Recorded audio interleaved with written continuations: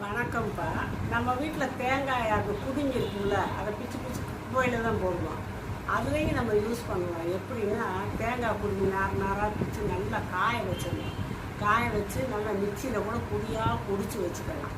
பொடிச்சு வச்சுக்கிட்டு அது இந்த கீழே மேலே விழுந்தோம் செஞ்சோம் வெட்டக்கட்டாகி போச்சு, காயமாகி போச்சு, வீக்கமாகி போச்சு அப்படிங்கும்போது காயத்துக்கு போடக்கூடாது, வீக்கத்துக்கு அது கூட கொஞ்சம் மஞ்சத்தூளை கலந்து கொஞ்சம் தண்ணி சுடுதண்ணியை கலந்து தேய் நல்லா குழச்சி வெது வெறுப்பாக அந்த வீக்கத்து மேலே வச்சு துணியை போட்டு கட்டிடலாம். இப்படி காலையிலையும் சாயந்தரமும் கட்டிக்கலாம். அப்புறம் இந்த மஞ்சளை பல் இருக்குன்றாங்க, மஞ்சக்கரை பிடிச்சி போச்சு, அதுக்கு அந்த பொடி அந்த நார் பொடி எடுத்து போட்டு அதில் ஒரு சிட்டி நம்ம தேவையான அளவு கொஞ்சம் போடுறோம். ஒரு 1/4 ஸ்பூனை போட்டு ஒரு சிட்டிகை இந்த ஆப்பச்சோடா இருக்கு இல்லையா, அதை போட்டு நல்லா கலந்து பழுத்து வச்சோம்னா அது வெள்ளையாக வந்துடும். அப்புறம் ஒரு சிலருக்கு முழங்கை பக்கம் கருப்பாக இருக்கும், அதில் சுடுதண்ணியில் கொஞ்சம் தேனை கலந்து